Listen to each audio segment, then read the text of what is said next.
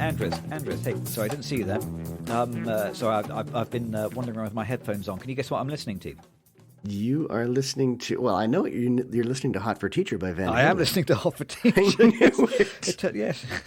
Turns out that's the only song that I have on my phone. That's why it keeps coming up. So we've seen a lot of films about teachers lately. Yes. I, for some reason, I keep coming back to the same Van Halen song, but I'm sure you must have a slightly more eclectic, broader, more modern perspective on teachers than I have, especially because you meet a lot of them every day. I do. When I was a boy, and I don't know whether you've heard of this, there was a really groundbreaking British soap opera for children, which started like in the early 80s. It was on British television called Grange Hill. Have you ever heard of this? Grunge, Grunge? Grange Hill. Grunge Hill would be like that would be the Seattle version. That's 90s. Oh man, they should have called it Grunge Hill, and it was fairly grungy. It was so it was like a soap for children about children in a North London school, and it was like incredibly influential. A whole bunch of the actors who were kids in this show then went on to populate the British soaps for many years afterwards. And you ask Brits of a certain age, everybody will remember Grange Hill, and everyone will remember the theme song and the little animation that used to start it off. So even when I was a child, it was clearly identified that schools were a great place for drama, great place for characters, great place for that kind of soapy recurring stories. But I'm guessing, was there anything like that in the States? This sounds like it's you said it was gritty and it was not a comedy. Like we've had sitcoms. It was trying to be realistic. Yeah, I'm trying to think. I'm terrible on most U.S. television because I just didn't watch a whole lot. I see. So you had a far more cultured childhood than I did. I was just stuck in front of a box all the time. I think it's more of I neglected stuff. I think it looked elsewhere. But you were playing outside. I'll have to have a thought on that. I loved. Kids in the Hall was a Canadian thing, but that's actually that's sketch comedy, and they were into their 20s and 30s when playing teenagers at the time. Let me think a little bit more on that. I don't think we had anything quite so gritty. There was Boston Public a couple years back, set in schools. That's aimed at adults? It was the adult and the youth crowd, I guess the teenager crowd. When I was a little kid, there was something called Room 222, which I was really interested in. So that's probably closer to the time when you were talking about. I think that would be mid-'70s or early '80s. Okay, right. But I think of Facts of Life, which was sort of a girls' school thing. No, I don't think the schools, right offhand, nothing's coming to me, but there should be something that iconic on this side of the pond, but I can't think of it off the top of my head. Do films or TV ever get teachers right, do you think? No, probably not. No, because a lot of it's administrative. It's boring. It's not that exciting. But there are great teacher moments in films. I loved one that's technically a true story. It's Edward James Olmos playing a teacher in a film called Stand and Deliver. So it's a super Latino part of Los Angeles, I believe, and he works with a bunch of Latinos as their math teacher, and he has a group of kind of underperforming or perhaps poorly assessed students, and he just works them really hard but very lovingly at the same time. And it is based on a true story, and he gets them basically university credit. He takes this group of people and turns them into just amazing advanced placement calculus students, and they get university credit by taking this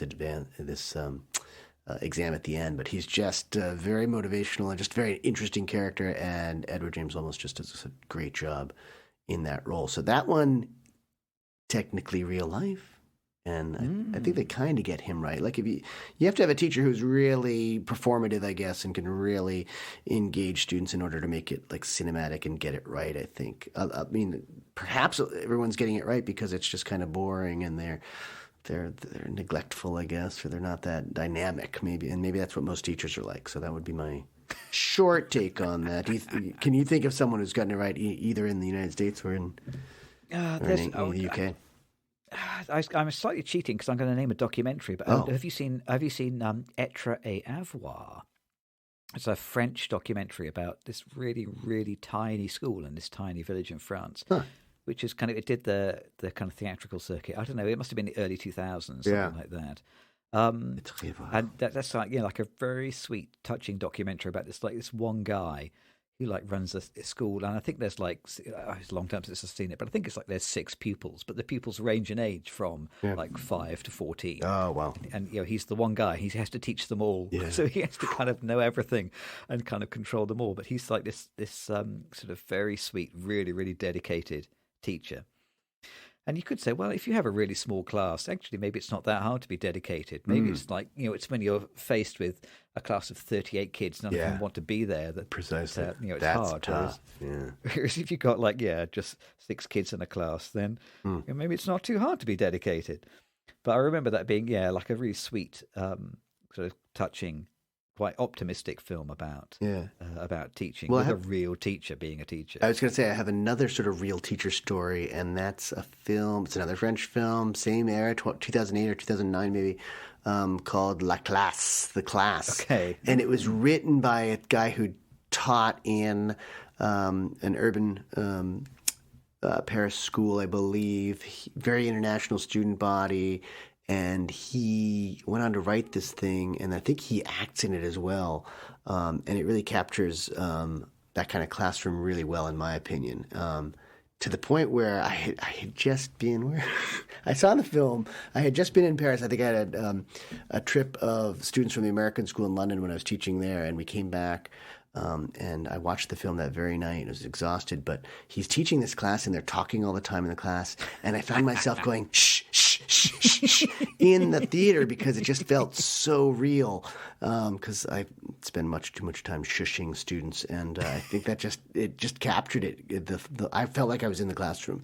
So I would recommend that one for probably a very realistic portrayal of a teacher. And it was written by a teacher and acted by a teacher. So it's called La Classe.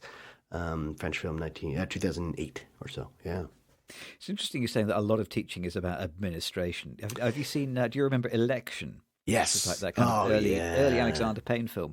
Matthew Broderick is this kind of slightly put upon teacher. Yes, I seem to a long time since I've seen it, but I seem to recall that he spends most of his screen time doing admin, doesn't he? Yes, he's grading papers, he's helping run the election, he's doing student council or something like that. Yeah. There's a lot of extra stuff and I think that is kind of realistic. There's a lot of office-y type stuff, administrative stuff, extracurricular stuff that teachers have to do. The best extracurricular, though, in my mind, Jack Black's School of Rock. God. Yes. I love that. And he brings in that substitute teacher mentality, that freshness of being outside the system. Freshness is one word for it.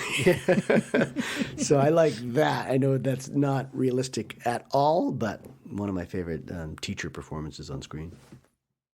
Now, because you move in the world of teaching, teaching somehow seems to have, and I'm hoping this is a recent phenomenon, but it seems to have kind of been co-opted into the kind of culture war battlefield. There's kind of like a cultural agenda now surrounding teaching, which I was kind of not really aware of so much before.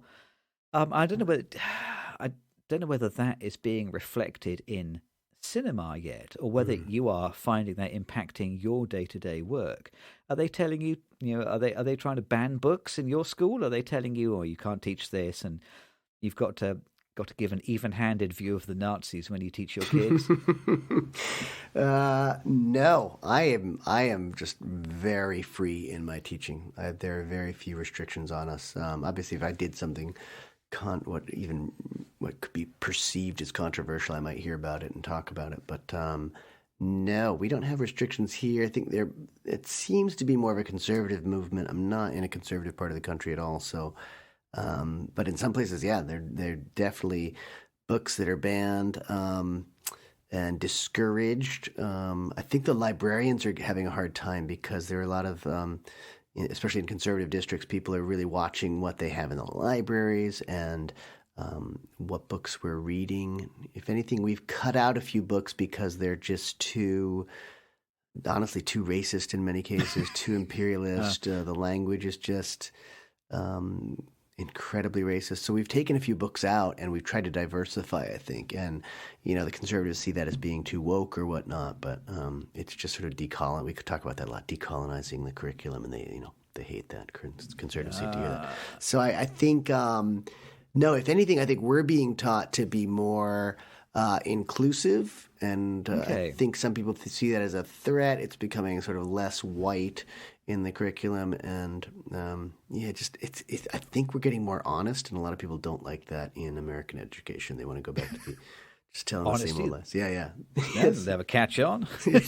So, and I can't imagine that's happening anywhere in the UK, but maybe it is. I don't know. Well, I am kind of a little bit confused insofar as we have this thing called the national curriculum. Curriculum in the UK, and the government sets pretty stringent parameters about what kids got to learn. Yeah.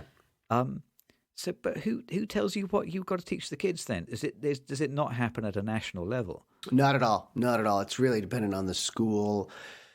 We have certain standards, so we're sort of standards based. We're trying to teach certain skills in terms of like stating an opinion and then giving evidence for your opinion, or backing it up with support. So that might be a standard, like teaching kids how to do that.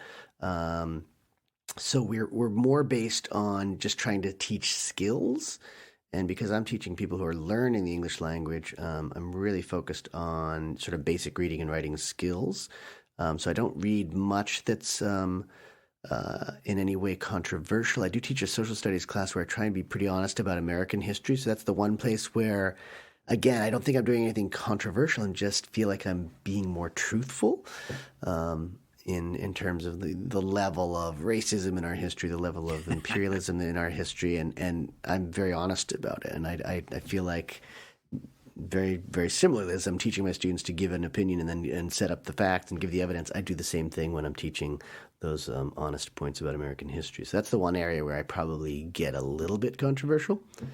But again, I think it's just being aware and just not telling the sort of glossed over lies or the nice versions of the stories from the history of this country.